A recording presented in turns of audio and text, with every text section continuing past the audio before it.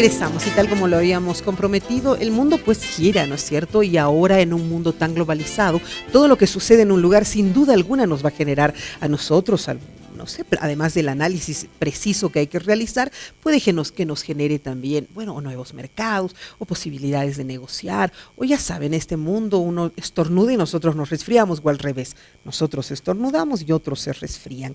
Estuvo Francia de elecciones, y con dos posturas interesantes que ahora se van a la segunda vuelta. Me hace recuerdo a Estados Unidos, ¿sabes? Uno de derecha absoluto, una derecha que quiere sacar a los migrantes, que quiere Francia para ellos como, y la otra, una postura mediana. Le Pen sería, y Macron, vamos a ver qué dice mi querido Álvaro. Bueno, evidentemente, no solo porque en este mundo global todo lo que pase en otras esferas, sí, en otras latitudes repercute, sino más bien porque Francia nos estaba queriendo mostrar un punto de inflexión en lo que significaría la Unión Europea, correcto, ¿verdad? Entonces, muchos apostaron a que Le Pen iba a ser la Trump en Francia, ¿verdad? Un mismo discurso, siempre acusando a los inmigrantes, Francia para los franceses, más o menos una repetición del discurso de Trump. Yo estoy feliz por estos resultados, más allá que hubiera sido más feliz si Le Pen no hubiera entrado a la segunda vuelta, pero bien, el que gana las elecciones con un 23%, Macron, creo que se pronuncia así. No lo sabemos, sí. No lo sabemos, es un liberal, obviamente, es un liberal, y además un europeísta. Por lo tanto, Europa, el concepto de Unión Europea se fortalece, ¿verdad? Y no tengo dudas que ganará las elecciones, porque hay unos dos candidatos que pudieron haber entrado a esta lucha, el tercero, cuarto, mejor dicho, bueno, todo este 94% creo que estaba escrutado. Hay un hombre de izquierda que ha conseguido el 19%. Que va a apoyar sin duda sí, a esta sin duda. opción. Entonces parecería que, obviamente la política no es matemáticas, pero parecería que Le Pen ha tratado de un mayor esfuerzo, está repitiendo la historia de su padre, más o menos. Él ha quedado como máxima en una segunda vuelta, pero yo confío en Francia. Francia ha dado tanto al mundo de hoy, a partir de sus ideas liberales en la Revolución Francesa. Es la fortaleza política de Europa, si bien Alemania es la fortaleza económica. Espérame, vamos a hilar más fino también, eso es importante, pero yo quisiera conocer tu punto de vista y luego ver el material que tengo. Así que dime, ¿cómo ves un nuevo Estados Unidos? ¿Va a haber un Frexit? Sería, ¿no? Muy probablemente, pero como indica Álvaro, no tenemos aquí 2 más 2 son 4, cualquier sorpresa se puede dar en las elecciones del próximo 7 de mayo. Sin embargo, lo que también llama poderosamente la atención en el contexto ya de la política partidaria es que el partido de Emmanuel Macron y de Le Pen se autodenominan partidos transversales, serían partidos que estarían más allá, supuestamente, de la derecha y de la izquierda, del gaullismo y de los socialistas franceses. Y esto es una novedad muy importante porque son partidos altamente pragmáticos, la ideología la ponen en función de los intereses que van a negociar, pero al mismo tiempo serían partidos que estarían tratando de renovar lo que significa el sistema político. Entonces, en este sentido realmente es una renovación política muy importante en Francia. Es una transformación institucional, política, ideológica, que digamos aquí en América Latina sonaría también desde el cierto punto de vista bastante innovador. No son partidos ni de izquierda ni de derecha, son partidos transversales. Pero esto ¿qué implica realmente para la toma de decisiones política y para efectivamente resolver los grandes dilemas, ¿no?, de los fundamentalistas nacidos en Francia, el problema del terrorismo, el contexto de los mercados internacionales, salir de la Unión Europea, mantenerse en la Unión Europea? Esto, al parecer, lo van a meditar desde el punto de vista igualmente pragmático. Son partidos altamente pragmáticos, pero que sin duda están echando mano de enormes demandas de la sociedad francesa, de la población, definitivamente romper con los partidos tradicionales. Ok, déjame ver el material que tenemos Claro que acá, que es justamente ya una especie de resumen, porque se van a ir a la segunda vuelta y eso va a ser interesantísimo. Me dicen que la están preparando, pero esto de alguna manera repercutiría aquí a este otro lado del mundo, a sus relaciones con Estados Unidos. ¿Cómo puede ser eso? Bueno, como te decía antes, el mundo estaba muy atento a esta elección y dependiendo quién gane se puede estructurar una Europa que puede empezar a activar esos procesos del Frexit, por decirlo así. Sí, el Frexit se llamaría, ¿no? Entonces, sin embargo, para Latinoamérica obviamente son importantes estos acontecimientos, más allá que no tengamos una relación directa sobre el proceso, pero muchos países tienen acuerdos con la Unión Europea, etcétera, etcétera. Por lo tanto, puede afectar de alguna manera, pero digo yo, estoy optimista porque Francia le va a decir sí a Europa, porque creo que Le Pen ha llegado a su máxima y yo aspiro. Ya está, ahí se quedó. Sí, yo creo que sí. Veremos qué dice este material. Adelante, por favor. Hola, Simeón. Bueno, una noche llena de sorpresas, ya que según el Ministerio de Interior francés, Emmanuel Macron ha vuelto a liderar, esta carrera electoral en Francia con un 23,6% de los votos. Le sigue Marine Le Pen con un 22,2% y todo esto después de un 85% de los votos escrutados. Ahora propongo escuchar las palabras de Emmanuel Macron sobre los desafíos del país. Hoy se expresó el pueblo francés. Nuestro país atraviesa un momento inédito de su historia, marcado por el terrorismo, los sufrimientos sociales y el desafío ecológico. Acudió a las urnas masivamente. Decidió ponerme en cabeza en este escrutinio. Marine Le Pen es la candidata que luchará con Emmanuel Macron en la segunda vuelta de estas presidenciales francesas que tendrán lugar el 7 de mayo. Y bueno, aunque quede en el segundo lugar, ella considera que estos comicios han sido históricos. La primera etapa que debe conducir a los franceses al Elíseo ha sido cruzada. Este resultado es histórico. Pone sobre mí la responsabilidad inmensa de defender nuestro país, su unidad, su cultura, su prosperidad y su independencia.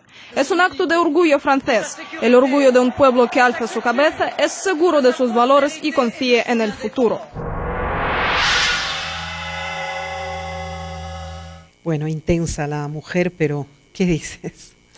Bueno, ahí vemos realmente que hay una polarización en las intenciones de voto, pero también hay un enorme apoyo de la sociedad francesa realmente a un retorno a un liberalismo económico, un retorno de cierto nivel de nacionalismo para proteger los intereses franceses y de por medio sin duda está el debate sobre qué significa ser europeo. Sí, ¿no? Entonces ahora parece que por lo menos en los resultados electorales Francia ha decidido optar por una renovación muy importante en términos de partido, por un mercado que permita mantener los niveles y las condiciones de vida favorables. Y lo que está por verse es si Francia va a optar por la extrema derecha o por la centro derecha. Aquí definitivamente los socialistas han desaparecido e incluso el candidato de izquierda que hizo alusión Álvaro, más votado, ¿no?, ha adelantado que eventualmente también apoyaría a la centro derecha de Emmanuel Macron, ¿no? Entonces esto catapultaría las condiciones para que definitivamente Francia proteja los intereses nacionalistas de economía de mercado y de centro derecha, pero rompiendo absolutamente las posibilidades de un retorno a las políticas socialistas, el Estado benefactor, etcétera, que creo que esto es ya totalmente devaluado en el contexto actual. Sí. Imagínate nosotros que somos un país, un continente joven, que vemos al viejo continente con ojos de bueno, ellos lo saben todo, y cuando vemos que se conforma una Unión Europea y vemos que, por ejemplo, Inglaterra sale y ahora tal vez analicen la posibilidad de salir los franceses, nos preguntamos, ¿cómo es posible si todos aspiramos a la unidad? ¿Qué pasó en estos casos? Bueno, son estos discursos que llegan a calar en ciertos sectores de la sociedad, ese disconformismo que tiene la gente porque el Estado no ha sabido satisfacer sus necesidades como se lo prometió en una campaña. Siempre va a haber sectores que reclaman más presencia del Estado, ¿verdad? Y ese discurso nacionalista que a veces choca casi con lo chauvinista, tiene calada, porque son países que también han abierto sus puertas. Francia es un país donde obviamente se nota la inmigración, ¿verdad? Hay gente del mundo árabe, hay del mundo africano, sí. ¿No? Se han abierto mucho estos países, por lo tanto es fácil recurrir a ese discurso fácil que el culpable siempre lo tiene el otro, ¿verdad? Claro. Y cuanto más nacionalistas, mejores. Por lo tanto, tenemos que ver, creo, y aquí comparto también con Franco esa mirada de que es un jalón de orejas al sistema de partidos en Europa, ¿verdad? Normalmente funcionan con los socialistas y el Partido Popular o los republicanos, ¿verdad? Izquierda, derecha. Sí. Este es un muy en blanco y negro. Exactamente. Ese asunto, ¿no? Entonces se están trastocando estos. En España hemos visto dos fuerzas emergentes que realmente han sido importantes. El Partido Socialista Obrero Español está en crisis, lo estamos viendo en Francia y en otros países. Pero hay que verlo también con una mirada fresca, porque de alguna manera estos liderazgos mueven políticas, nuevas dinámicas. Hay que verlo de la manera positiva, no hay que asustarse ante el cambio, ¿verdad? Le Pen, podríamos decir, también tiene un discurso ya repetitivo de su padre, por lo tanto no es nuevo este discurso. Es una actora que no ha llegado al poder, pero participa en lo que significa el sistema de partidos en Francia. Este joven que ha ganado con el 23%, si bien no es un actor protagónico de la política, tengo entendido que incluso llegó a ser ministro. Por lo tanto, son actores que se renuevan del mismo sistema, se reinventan nuevos liderazgos y que eso hay que verlo positivamente. Me llama poderosamente la atención el hecho de que Europa, que tiene una población vieja, si me lo permiten, su pirámide es pues... No es pirámide, ya no es cierto, su pirámide poblacional es una cosa rara, que tiene una población de gente adulta muy grande y sobre todo que es cristalizada en sus conceptos y altamente tradicionalista, apueste, igual que sucedió en España, en una votación muy fuerte por estos líderes jóvenes y emergentes. Llama la atención, ¿no? Llama la atención y es muy importante porque en el caso de Macron estamos hablando de un ex banquero, muy joven, 37 años, en el caso de Le Pen estamos hablando de una líder mujer de 48 años. Jóvenes, ¿no? Para Europa, ¿no? Jóvenes porque para Europa sí. y para la política, ¿no? Porque en cierto sentido algunos los considerarían como outsiders, es decir, no eran políticos de carrera, sí. No habían hecho, digamos, una política que empiece desde una militancia histórica, tradicional en sus partidos, sino que son recién llegados por el contexto personal, prestigio, y una serie de factores que los catalogarían como marginales, ¿no? Pero no es así. No es. Es decir, es una expresión bastante democrática que está mostrando renovación muy importante, renovación partidaria, renovación de liderazgos, renovación de discurso, en algunos casos, en el caso de Macron, ¿no? Porque Le Pen sí, efectivamente, como dice Álvaro, es un retroceso, digamos, ¿no? Exacto, hacia su padre, que trata de capitalizar para la extrema derecha y ultranacionalista, que en este contexto sí le ha merecido buena votación, ¿no? Pero efectivamente lo que está en debate aquí es ¿qué es ser europeísta? Europeísta en términos solamente de la Unión Europea, de mercados, una sola moneda, posibilidades y ventajas económicas, o europeísta ser también depositario de esa tolerancia democrática, abierta, multicultural, cosmopolita, que nosotros también pensábamos que era Europa, pero Europa está en un repliegue en contra del cosmopolitismo, de la multiculturalidad, y más bien quiere regresar a las viejas condiciones de la ciudadanía ultranacionalista en contra de la amenaza islámica sobre todo, ¿no? Aunque muchos islámicos ya son nacidos o han nacido de las familias inmigrantes en estos países, claro. ¿no? Hay mezquitas, entonces, una cantidad increíble allá en Francia. En Francia, ¿no? Entonces, lo que a mí no me queda claro es realmente el futuro de la Unión Europea y de lo que significa ser europeísta en el siglo XXI. Tienes toda la razón. Bueno, ¿cuándo son las próximas elecciones, Álvaro? Esta segunda vuelta. 7 de mayo. 7 de mayo, o sea, queda poco tiempo en todo caso, queda muy poco tiempo para poder definir y tomar, me imagino que en este caso son alianzas que habrá que hacer. Sí, además que Francia, si es parte de ese eje poderoso en la Unión Europea, ¿verdad? No se podría entender la Unión Europea sin Alemania y Francia. Sin duda. Fueron la locomotora de ese tren que a mi juicio obviamente es y sigue siendo, y creo que va a seguir siendo un ejemplo de integración. El haber logrado lo que han logrado los europeos a nivel de integración, la integración perfecta que se denomina con las 4 libertades, libertad de bienes, servicios, capitales y personas, es realmente lo que las sociedades aspiramos. Los latinoamericanos también aspiramos desde hace 50 años lo propio, ¿verdad? Bolívar quería antes que los europeos, él ya lo pensó, él era brillante, ¿no? Déjenme hablar justamente cuando hablamos de este hombre maravilloso que era Bolívar, este venezolano, si este venezolano supiera lo que se está viviendo en este momento en Venezuela, más allá de quién tenga o no la razón, porque cuando el pueblo sale a las calles, creo que todos debemos conmovernos. Tengo acá un material muy interesante, Venezuela, el chavismo contra la oposición, la ola de violencia ha dejado 3 muertos. Vamos a ver la nota para luego ingresar justamente en ello.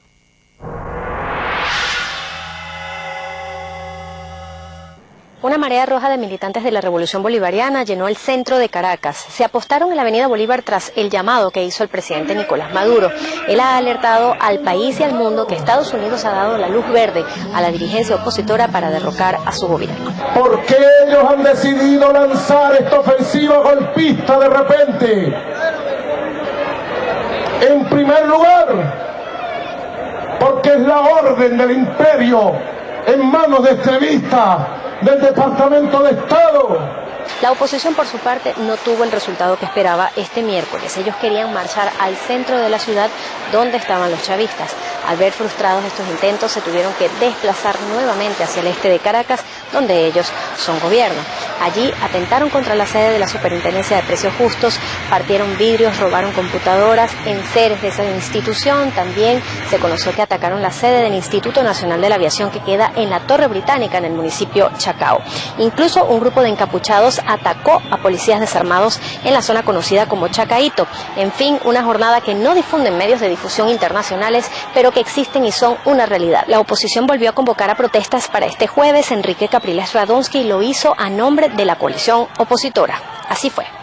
Hoy todos estamos conscientes, con la misma dirección, de que si nosotros no rescatamos la Constitución y no salvamos nuestra democracia, no hay espacio para que nadie pueda vivir con libertad y pueda tener progreso y pueda tener en este país paz.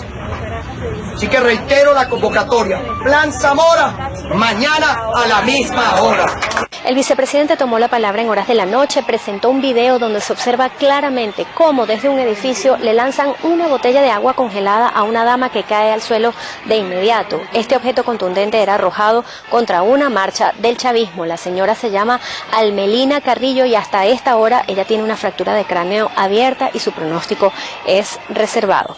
El Cuerpo de Investigaciones Científicas, Penales y Criminalísticas estudia estos hechos lamentables. Escuchemos. Es repudiable la declaración del decadente dirigente de la derecha, Enrique Capriles Radonsky, quien tendrá que sostener ante los tribunales las graves e infames acusaciones que hiciese en contra del gobierno bolivariano, responsabilizándonos de estos hechos, porque detrás de eso sabemos que hay grupos interesados para tratar de venderle al mundo un país en caos, para justificar luego la intervención de sus amos. Maduro dijo que 30 encapuchados fueron detenidos durante la jornada y volvió a llamar al diálogo entre todas las partes. Por Dios, realmente veo las imágenes y me recuerda a momentos que hemos vivido nosotros los bolivianos y que es como una especie de estrés postraumático, ¿no? Que te acuerdas de aquello y te duele porque sí, lo hemos experimentado, sabemos lo que es. Y es claro, una pugna entre dos frentes muy fuertes, entre un país partido en dos. Yo creo que ese país está partido en dos por ahora y Maduro lo dijo de manera muy interesante. Estoy esperando las elecciones de gobernadores, lo cual podría de alguna manera, bueno, dar el toque final, ¿no? ¿O no? No, sin duda, una salida democrática, sin duda, ¿qué implica? Adelantar elecciones o llevar a cabo el referéndum revocatorio de mandato previsto en la Constitución venezolana. Okay. Esas dos salidas democráticas. La gran pregunta es si el régimen de Maduro está en la disposición y en la voluntad política de respetar y realmente implementar esas medidas democráticas. Lo que se ha mostrado con la postergación de las elecciones municipales y, bueno, estaduales, es que los chavistas no están dispuestos realmente a abrirse. Porque en la eventualidad de que se realicen estas elecciones, definitivamente los chavistas van a perder, tienen todas las de perder. Sin embargo, él está confiado en eso, ¿no? Maduro está confiado en que unas elecciones subnacionales serían, claro, ¿no es cierto? Van a reforzar su liderazgo. No, las elecciones, en este caso, el voto popular, lo que hacen es reforzar dónde está la legitimidad. Correcto. La legitimidad está en el voto ciudadano, está en la voluntad popular. Pero es una interpretación equivocada si Maduro está pensando que las elecciones van a fortalecer su gobierno. Su gobierno prácticamente está ya perdido. Él no goza de representatividad, no goza de legitimidad, y su gobierno definitivamente no puede retomar el control de la gobernabilidad en el Estado venezolano. Lo que ha sucedido en la elección parlamentaria, ¿no? Y hemos visto que ya no tenía la presencia que tuvo en algún momento y la fortaleza y la votación. Exacto, tiene en contra el Poder Legislativo, ha querido anular sus atribuciones o de alguna forma ha influido para que el Tribunal Supremo de Justicia le quite atribuciones. Después se dieron cuenta que esa sería una medida totalmente antidemocrática, retrocedieron, y a raíz justamente de cómo el Tribunal Supremo de Justicia intentó quitarle funciones al Parlamento, es que se ha desatado toda esta ola de protestas y violencia. Por lo tanto, creo que la salida democrática, como tú indicas, está en el voto, está en las elecciones, pero creo que no para retomar la legitimidad que está totalmente perdida en el caso de Maduro. Maduro a estas alturas debe irse. Bueno. Eso lo va a definir el pueblo, ¿no es cierto? Esa es nuestra lectura desde acá, pero no olvidemos que definitivamente el pueblo es el que dice la última palabra. La votación, siempre llevar a las urnas las cosas en la más sabia de las decisiones y, obvio, respetar lo que define el pueblo, ¿no? Qué doloroso, sin embargo, todo lo que se está viendo en este instante. Sí, se hace cada día más doloroso porque las calles ya nos muestran, parecería que las fuerzas sociales en Venezuela han decidido mostrar ese descontento en las calles. Y en las calles, obviamente, se combinan la protesta legítima de los ciudadanos, es un derecho democrático, pero también la muerte. La muerte llega en las marchas, en el enfrentamiento, puede ser de manera casual, intencionada, hay muertes. Yo decía 3, tú me decías 6. Yo decía 6, que había sido el último cómputo que tenía desde el 4 de abril a la fecha, más de 1000 detenidos en ese lapso, aún siguen 700 detenidos, 300 liberados. Dice 8, no, 20 muertos. Bien, eso también nos genera las calles, ¿verdad? Más allá de la expresión legítima y legal de la ciudadanía, pero hay que tener cuidado con las calles, ¿verdad? Hay que tener, porque ahí se mezclan muchos elementos. Por lo tanto, las calles, esa tristeza, esa sangre que nos dejan las calles de Venezuela, deberían inspirar a la oposición y al oficialismo. Coincido plenamente que la única solución en Venezuela es, tenemos un poder que legalmente está constituido mediante el voto de una ciudadanía que lo eligió a Maduro. Sigue siendo su mandato, legítimo, ¿verdad? total. Es legal, por lo menos. Ha perdido la legitimidad porque no ha sabido administrar este proceso. Cierto. No por la oposición, estamos hablando de crisis humanitaria, crisis económica, crisis social. Es decir, ha sido un fracaso en la gestión política de su gobierno. 2, ¿cómo podemos poner las cosas en su lugar? Yo creo que, decía, inspirar a la oposición y al oficialismo para que de verdad no se utilice el diálogo como una mera excusa para ganar tiempo, ¿verdad? Entonces parecería que Maduro quiere terminar su mandato, ¿verdad? Muy bien, pero hay otros elementos que se tienen que conceder. No se puede eliminar un derecho político como es las elecciones. Claro. Mencionó Franco, las elecciones de estados, las regionales, las subnacionales, como queremos llamarlas, y las de las alcaldías que tenía que ser este año. No olvidemos que las otras son ya del año pasado, ¿verdad? Renovación del órgano electoral. Es un órgano, como muchos de los poderes en Venezuela, que ya han sido cooptados. Entonces, le daremos a la sociedad, como tú bien lo dices, Verónica, al pueblo, otra vez el derecho a legitimar sus autoridades. Claro, que Maduro siga administrando el poder nacional de la mejor manera, hagamos una tregua en las calles, daremos libertad a estos detenidos políticos, porque de verdad no se puede entender una sociedad democrática con detenidos políticos, con tantos detenidos. Por lo tanto, creo que hay espacios y materia para negociar. Ojalá que los tiempos no nos fallen y tengamos que seguir enterrando venezolanos por el capricho de un lado o del otro, no importa. Sin embargo, me parece fundamental lo que tú dices, que hay que respetar lo que el pueblo ha decidido con voto en su momento. El pueblo sabe que ha elegido a quién, por quién ha votado, quién ha ganado en estas elecciones, ahora hay que respetarlo. Hay otras instancias y otras opciones que habrá que ir en las cuales habrá que ir avanzando. Pero ya no me queda más tiempo, yo te agradezco muchísimo, Franco, por haber estado conmigo. Verónica. Gracias. Y de la misma manera, Álvaro, gracias de verdad. Verónica, el agradecido soy yo. Muy interesante. Todo espero que con esto de alguna manera aportemos al conocimiento de nuestro país, inclusive al conocimiento de estudiantes, de profesionales, porque acá los expertos nos dan una explicación de cómo se está manejando en este momento el mundo y cuáles podrían ser las salidas más razonables. Aquí no hay ni derechas ni izquierdas, hay académicos que intentan dar una línea, y cuánta falta a veces nos hace escucharlos, porque estar adentro es una cosa, pero estar afuera y verlo desde una perspectiva objetiva es totalmente diferente. Un abrazo, hasta mañana.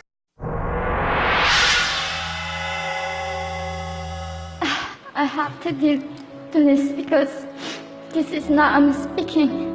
This is the people who want to tell the world what they want to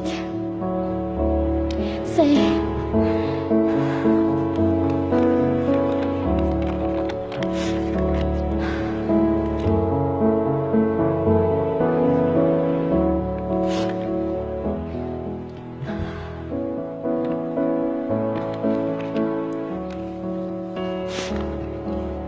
North Korea is an unimaginable country. There is only one channel on TV. There is no internet. We aren't free to sing, say, wear, or think what we want. North Korea is the only country in the world that executes people for making unauthorized international phone calls. North Koreans are being terrorized today. When I was growing up in North Korea, I never saw anything about love stories between men and women. No books, no songs, no press, no movies about love stories. There's no Romeo and Juliet. Every story was propaganda to brainwashes about the Kim dictators. I was born in 1993, and I was abducted at birth, even before I knew the words freedom or human rights. North Koreans are desperately seeking and dying for freedom at this moment. When I was 9 years old, I saw my friend's mother publicly executed. Her crime, watching a Hollywood movie, expressing doubt about the greatness of the regime can get 3 generations of a family imprisoned or executed. When I was 4 years old, I was warned by my mother not to even whisper. The birds and mice couldn't hear me. I admitted I thought the North Korean dictator could read my mind. My father died in China after we escaped North Korea, and I had to bury him at 3 a.m. in secret. I was 14 years old. I couldn't even cry. I was afraid to be sent back to North Korea. The day I escaped North Korea, I saw my mother raped. The rapist was a Chinese broker. He targeted me. I was 13 years old. There is a saying in North Korea, women are weak, but mothers are strong. My mother allowed herself to be raped in order to protect me. North Korean refugees, about 300,000, are vulnerable in China. 70% of North Korean and teenage girls are being victimized, sometimes sold for as little as $200. We walked across the Gobi Desert, following a compass. When they stopped working, we followed the stars to freedom. I felt only the stars were with us. Mongolia was our freedom moment. Death or dignity. Under the knives, we were prepared to kill ourselves if we were going to be sent back to North Korea. We wanted to live as humans.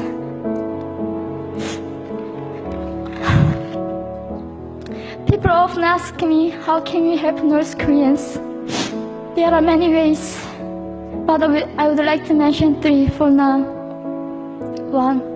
Educate yourself so you can raise awareness about human crisis in North Korea. 2. Help and support North Korean refugees who are trying to escape to freedom. 3. Petition China's stop repatriation. We have to shed light on the darkest place in the world. It isn't just North Korean human rights. It's our rights that North Korean dictators have violated for 7 decades. We need governments all around the world to put more pressure on China to stop repatriation.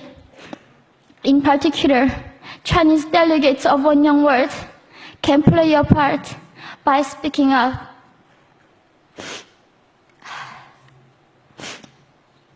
North Korea is indescribable.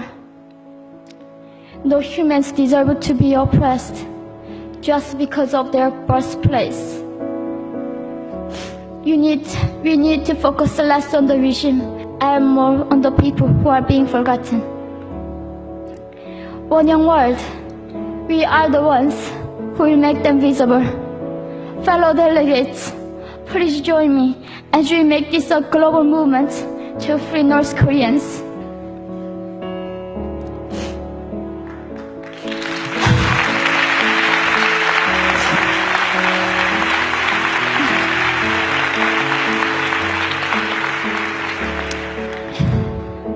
When I was crossing the Gobi Desert, scared of dying, I thought nobody in this world cared. It seemed that only the stars were with me. But you have listened to my story. You have cared. Thank you very much.